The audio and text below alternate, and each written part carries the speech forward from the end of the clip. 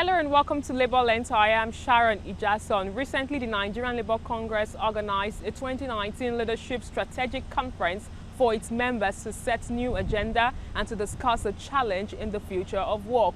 We will be right back.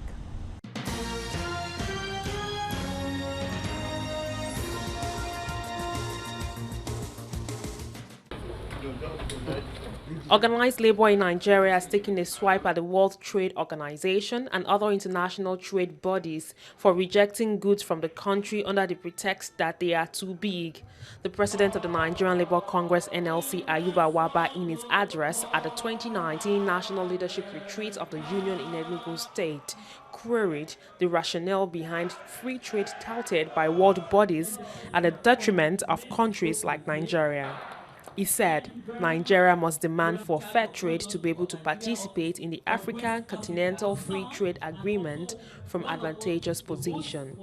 Multilateralism is in crisis, and yet the IMF, the World Bank, and the World Trade Organization continue with policies that are merely prop up a failed economic model. We need an economic model that is socially and environmentally responsible. The developmental world today are demanding for free trade, but as unions, we should demand for fair trade. Because free trade means open your borders for their goods and services to come in, whereas our goods and services are not going out. They say our yam in Nigeria is too big for their market. Our oranges are too big for their market. Our plantain are too big for their market because they have their farms in some of the islands around the world. But we know for sure that our products are some of the best. So in the regulation of the World Trade Organization, and the concept they are saying about free trade is for our borders to be open and their goods come in, yet our goods are limited. And therefore, we are demanding today, side by side with the issue of Continental Free Trade Agreement, we are demanding also for a fair trade. There should be reciprocity. As they are bringing their own, we should also be able to export our own. What we desire as economic policy by our government, whether federal, state, or local government, is people-centered economic policies. Any policy that is not centered on the welfare of the Nigerian people should be cast aside. And we should not be shy from asking critical questions from our leaders, even from our trade union leaders, up to our political leaders. We should not shy from any question. Any political leader that is savvy, we know that it is only Nigerian trade union leaders and workers of Nigeria who will tell them the truth, not what they want to hear.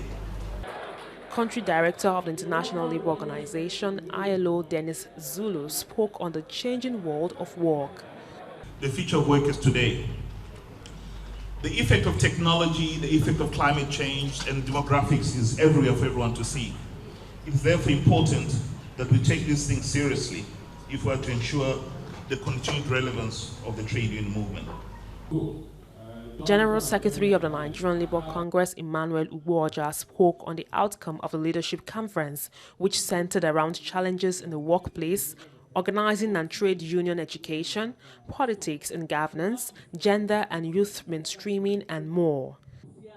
So much is expected of the working people, so much is expected of the workers, so much is expected of the worker leadership. And that is what we have come to consider. It is what we have come to find out. Where are we coming from? Where are we? And where are we going to? Where do we ought to be? And clearly, the roadmap for us is getting clearer. The direction is getting clearer. We must show interest in governance. We must show interest in who leads us. We must show interest in policy formulation. We are not going to wait until bad policies are pushed out and then we'll begin to react. Organized labor stressed that in order to ensure that Nigeria gets its place in the world, workers should fight against policies or politicians working against the well-being of the people.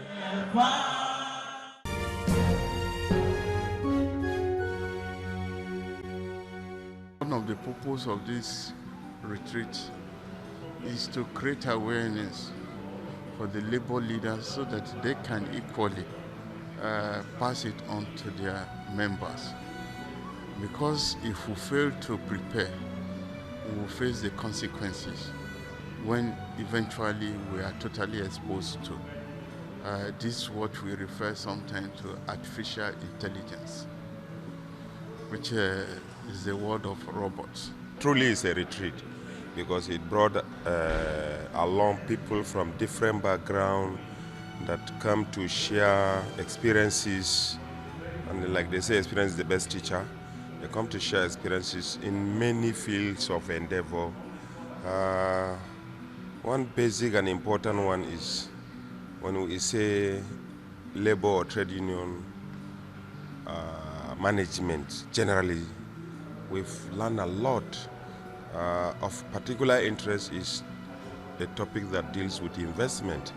And before now, people look at trade unions as organizations just to stand to fight for workers' rights, as for this salary increase and so on and so forth. But we also realize that even in Europe and other parts of the world, unions have little investment that they can fall back to in the days of whatever situation. So we've learned greatly a lot how to invest and also how to manage union funds and resources. It goes a long way to strengthen the labor movement because this is a labor school. Most of the topics that are treated here, and because of the way it is fashioned, goes direct to the point. So it is not an issue of trying to rigmarole or trying to bring in, but they go direct to the point because we are dealing with the practical aspect of the movement as to guide our leaders to be able to do well by leading our members. The primary thrust of the entire leadership retreat here in Enugu was designed to reposition the leadership of the labor movement in terms of meeting the emerging challenges that face the place of work and workers generally. First, there is the need for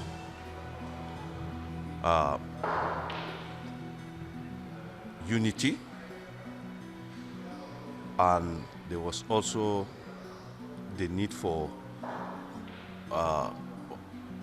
raising awareness and consciousness of the contemporary challenges that are facing labor.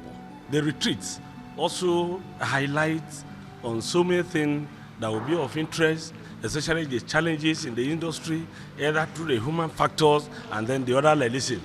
Then they also talk about gender equality, because based on the ILO convention, that it should be ratio 50-50. Today in Nigerian labor movement and to the interest of the workers, ladies are also very more active like any other thing. So basically the retreat also make us too proud, especially the NSC, although they have done one of the such seminar before, but this is also more explosive because of the old leaders of the unions that they brought in to share in their experience, especially the labor and politics, and where you need to merge the two together to allow it to work for the Nigerian workers.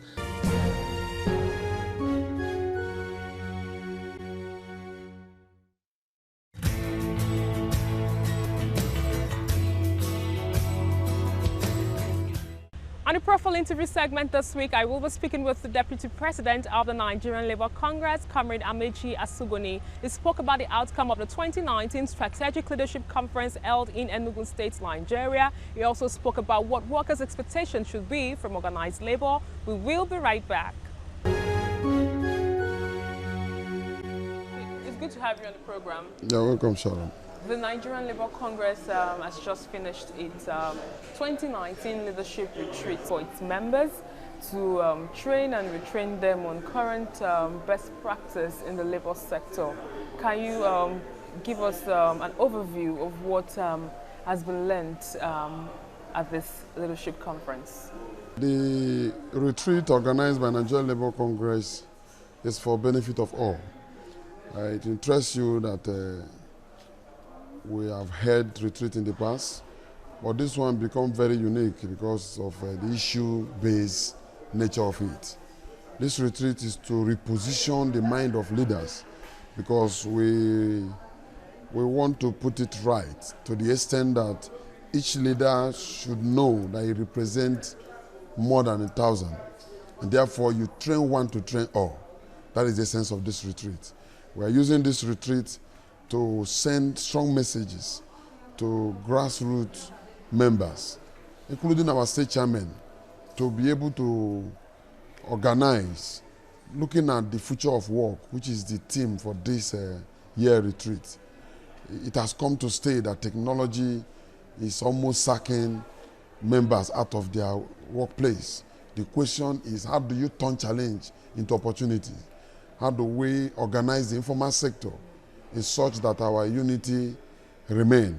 And since our strength lies in our unity, it's the only way you have the number that your unity can be pronounced. So we believe that it's high time people learn this approach, different approach to confronting the current challenges in the world of work. Anywhere you go all over the world, they keep telling you robotism, they tell you technology, advanced technology for that matter. So you can't resist it.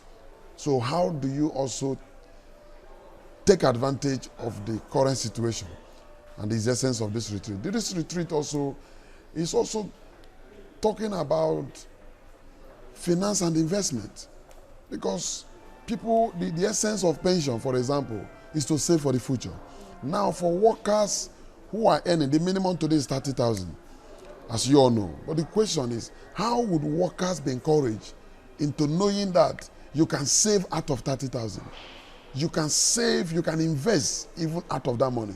So this retreat is to train leaders of our members to go back and organize sectorial retreat into educating our people that failure to save is failure to invest. And failure to invest is a fake future. Therefore, how do you secure your tomorrow? It starts from today. So for us, we have learned a lot of lessons in this very retreat, and the opportunities that we have gathered is so enormous that we see a brighter NSC and its affiliates.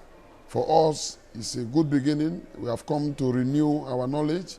Going into the future, we are better ready to face the future of work. Casualization and outsourcing of workers seems to be the order of the day. Nothing has really changed for a while.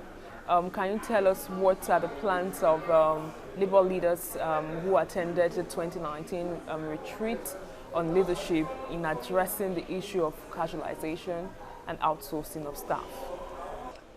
Yes, the NSC as a center is doing its best to curtail the casualization challenge. Industrial unions are also queuing up in ensuring that they resist this ugly situation of casualization.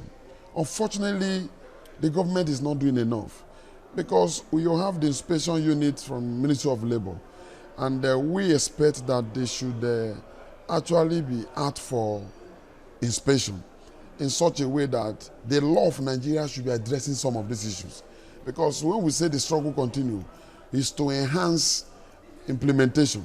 And therefore, there is a place of involvement by government. And we believe the government involvement will help labor in addressing casualization issue, because you find out that some of these employers rely on government protection. And so fighting them, they run to government. And government not also joining in fighting casualization is making it difficult. The success is becoming almost impossible, because you fight today in construction, you see a reputation of casualization conversion. We convert casuals to permanent staff every year, especially in the hand of Chinese.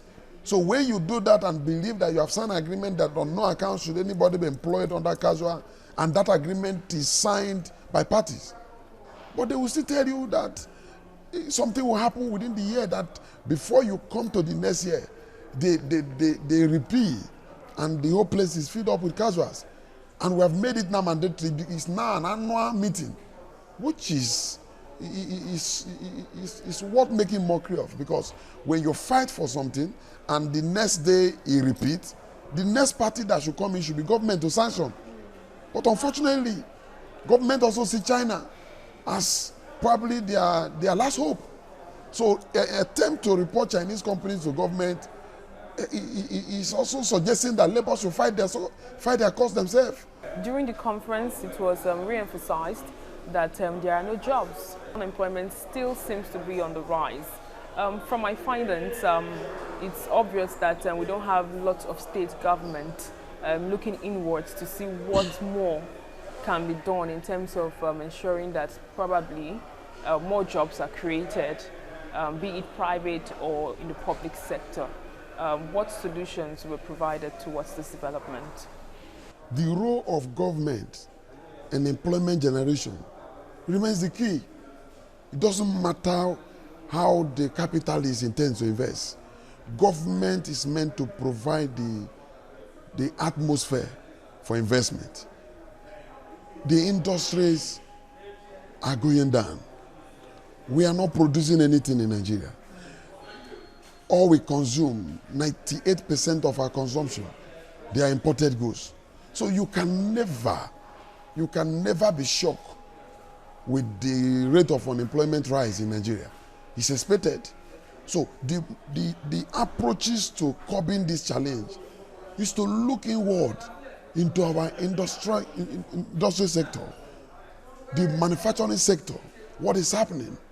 What are those things that Nigeria normally have comparative advantage upon that they have faith to? You have to concentrate on those things. You have raw materials that you can produce freely.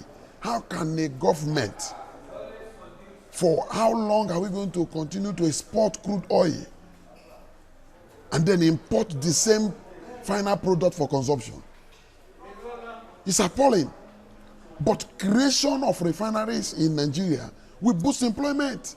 We can't cry about high rate of crime when you have not provided job for the youth.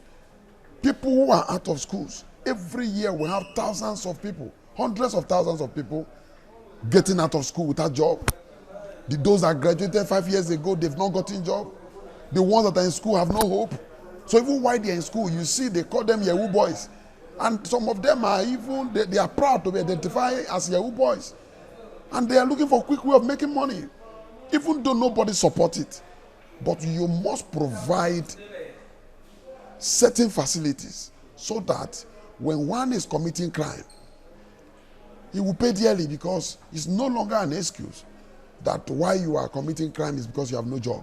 But let there be atmosphere that allows for free and easy investment. Our economy is not encouraging, and the people are afraid.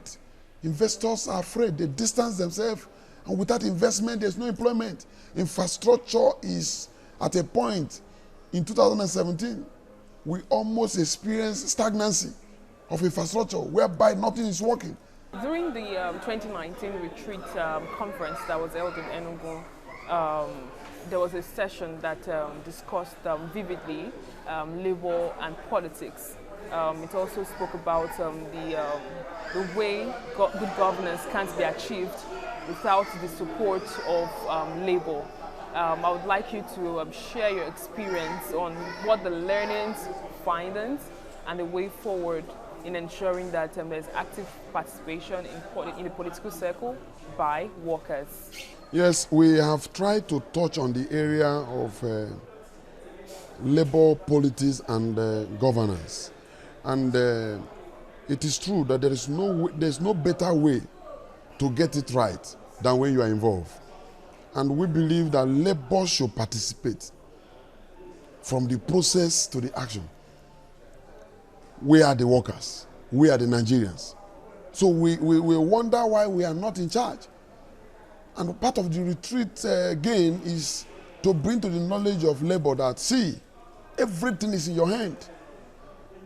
from the electoral process to the collation to the pronouncement, workers are the one involved. Transportation of materials, those that should stand in for the election, people that the electorate, majority of the millions that participate in voting, they are workers. They are learned people. And therefore, if we believe in one ideology, if we know that we should be involved, then it's not necessary to go with the expensive party where you spend 45 million to get a form to become a president of Nigeria. So stealing starts from purchasing a form. That is the corruption. Because people who spend billions of naira to attend a particular office must eventually see how they can regain that money when they assume office. And where they fail to gain that power, they want to do everything possible to drag down those that have succeeded. So the politics is bitter. And the labor involvement is how do we get involved, making the entrance almost free of charge, providing a platform that will encourage members to participate in politics. Look at our members that we have in House of Rep, those that we have in Senate, the gain they are bringing back home. It makes lobby easy for labor. They raise motion on your behalf. They are always found with pro-people's policy because they know where they are coming from. You cannot be a labor leader without necessarily taking into account that you represent the people. So anybody that must participate in politics, having passed through this channel, we believe that you will do better than the politicians that goes there for purposes of making money. There are people that believe that the call for leadership is call for service. It's not to say it, it's to do it when you get there. And precedent has shown that most people that tells you what they will do when they get to office ended up making it a promise.